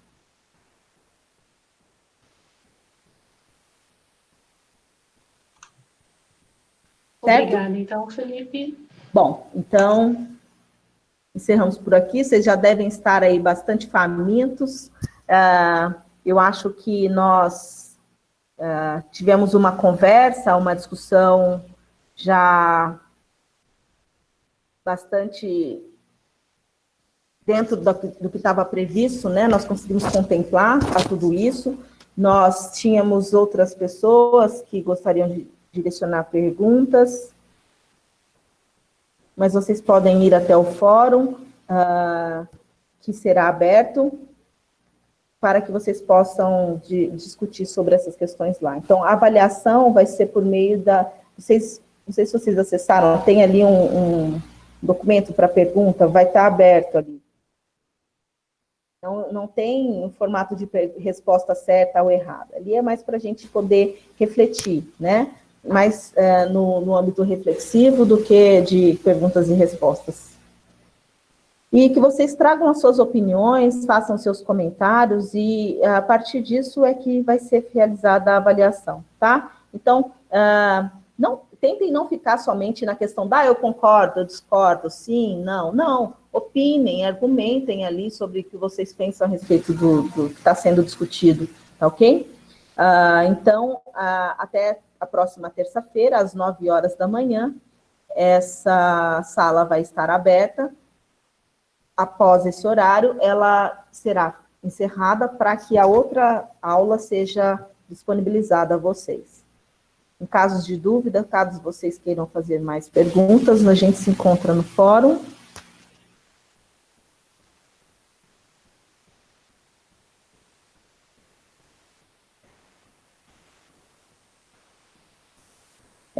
Ou, caso vocês tenham outras curiosidades, enfim, não sei, a gente está lá para poder conversar um pouco sobre isso, tá bom? Eu agradeço, então, a atenção de todos vocês, a paciência por estarem aqui até agora. Eu espero que este tema tenha sido relevante para os próximos encontros, e que vocês consigam aí linkar, né, as discussões de uma aula para outra, e no fechamento dessa CIEP vocês tenham aí uma concepção a respeito dessa atuação do tradutor e intérprete neste momento aí de quarentena, e que tenham um desfecho com relação a essa temática, ok? Então, muito obrigada, boa semana a todos, e bom almoço. Agradeço também a CETILS, a equipe de intérpretes que trabalhou aí exaustivamente para propiciar esse acesso a vocês. Muito obrigada.